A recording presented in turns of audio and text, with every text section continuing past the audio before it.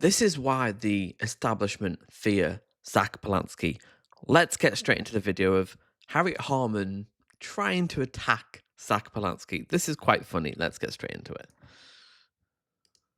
For me, it seems like he's a combination of Jeremy Corbyn and Nigel Farage, and neither appeals to me. Elections are a competition, and you do have to worry. And there's been a lot of focus on Zack Polanski as their new, supposedly dynamic, charismatic leader. Now, for me... Okay, well, he is quite dynamic and he is charismatic compared to you and Keir Starmer and much of the cabinet. So, okay, you can project, but he is objectively more charismatic. Okay, next. Me, the Greens have always seemed like a very sort of collaborative, women's focused, teamly kind of party. And Zack Polanski is not in that vibe at all. He's in the kind of big I am, male leader vibe. The point... What? No, he isn't. Obviously, she has nothing, so she kind of has to do this weird... Zack is... No. Greens are really democratic. Way more democratic than the Labour Party, who have voted for their membership at conference, have voted for proportional representation. Keir Starmer didn't want it. A scrapping of the winter fuel payment.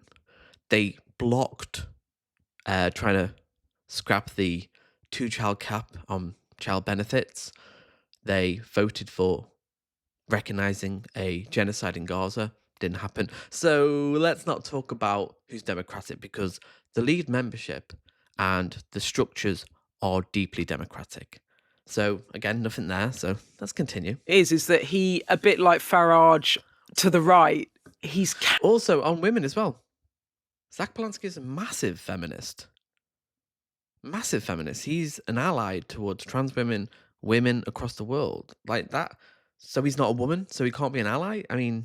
That sounds quite anti-feminist to me. Men should be feminists and as feminist as women. I don't understand that attack. Capturing a bit of a zeitgeist. He's capturing disillusionment with the Labour Party. He's capturing young people's vibe, right? So Labour should be worried, right, Ruth? He's a really good communicator. He's capturing the idea for people that voted Labour, but maybe perhaps feel a bit disillusioned by them, that there is another option out there, that they can be true to their progressive lefty principles, and they don't have to vote for the kind of chaos that is the Corbyn your party. There is something else. There's a place for them to go. They can go somewhere. He's a combination. For me, it seems like he's a combination of Jeremy Corbyn and Nigel Farage. Okay, nothing. Just a non-comment. Just two people that people don't like. Keir Starmer and Labour Party certainly don't like Corbyn. They seem to be kind of buying into Farage's narrative. Just completely nothing. This is why they are terrified, because Zack Polanski offers a genuine alternative. Let's watch the rest of the Either clip. appeals to me. I get that you're not getting the feels for Zack Polanski, Harriet, but I have to say, and I'm going to say this with respect, although I know it's going to sound disrespectful, I don't mean it to, so please don't shoot the messenger, but I don't think you're their target voter. I think they're looking much further down the age demographic, and they're looking at an electorate that isn't steeped in two-party politics anymore, that's far more transactional, that wants to use their ballot to make a particular point. And if we had an election tomorrow and only under 50-year-olds voted, Zack Polanski would win. This is how divided we are as a country between progressives and reactionaries. It's not necessarily about reform or this kind of grievance. It's an age gap between younger people who on average are progressive. Obviously, reform voters, there are young people. But usually it's younger people and then house owners, people with good pensions, older people who are more likely to vote reform. So why is Zack scaring these people? Well, this is a great clip because it shows how eloquent he is in his analysis and how good he is at communicating, because he answers the question of why is Farage so popular and how we approach Farage, because I think Zack gets the balance perfectly. A lot like Zoran Mamdani in New York. I think he's learned a lot from him and he's applying it well. Let's get straight into the clip. Council positions now. They've got more council positions than you guys. You have 876 or thereabouts, and they have 886. How do you contain Farage? I think we have to recognise what it is that's driving Farage. And I think back to that far right march that we just had on the streets.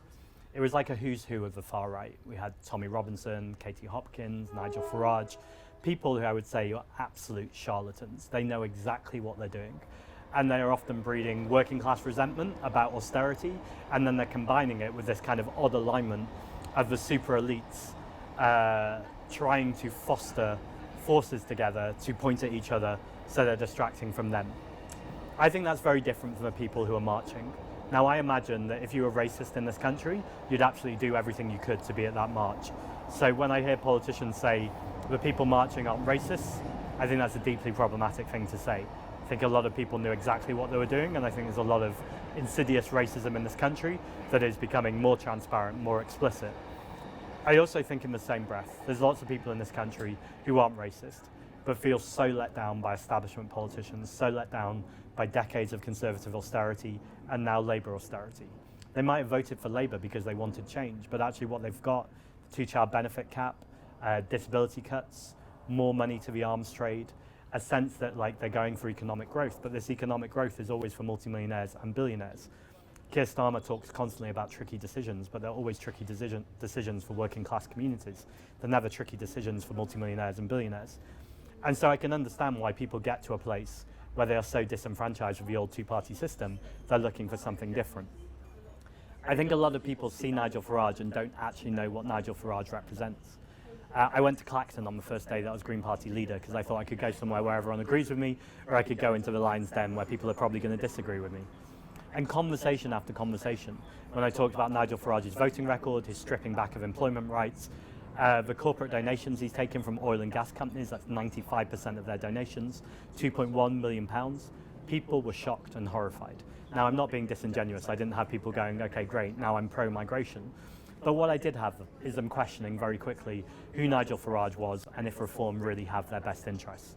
I think for those of us who are progressive politicians and more widely in the progressive movement, we have to have a relentless effort to expose Nigel Farage, to expose reform and everything that they stand for, so people can see them for the grift as they are. But it's not enough just to reject them. We also need to have a very positive vision, a very tangible difference that's going to make a material difference to people's lives. And that, of all of the things, is the fundamental thing here. If we can lower people's bills, if we can make them feel like there isn't as much scarcity in their life, they're not as worried and scared. I'm not saying racism will go away. I don't think anyone should be that naive. But I think the divisions and toxicity would greatly decrease. And I think politicians would be able to actually communicate with people as adults where we listen both ways, rather than chasing the tail of Nigel Farage constantly, which is what's spiralling the toxicity in our politics. Perfect answer. I mean, this is why they fear him, because it's a nuanced analysis, isn't it? It's accepting that there are racist forces and racism has increased, but this comes from material conditions, austerity, the fact that people are struggling to afford housing, and the fact that our infrastructure is crumbling, their wages are declining, they can't afford to hope for the future.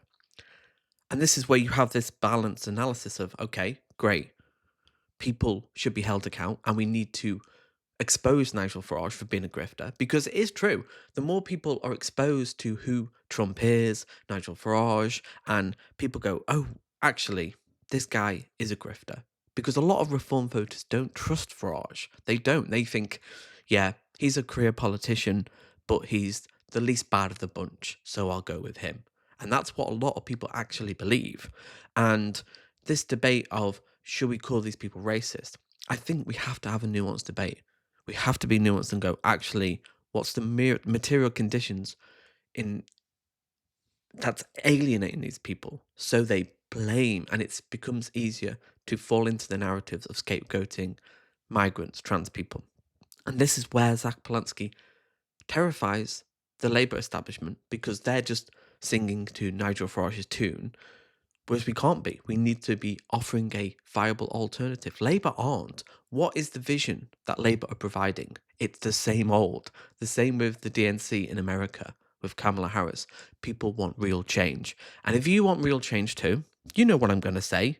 If you haven't already joined, and if you are able to join, please join the Green Party.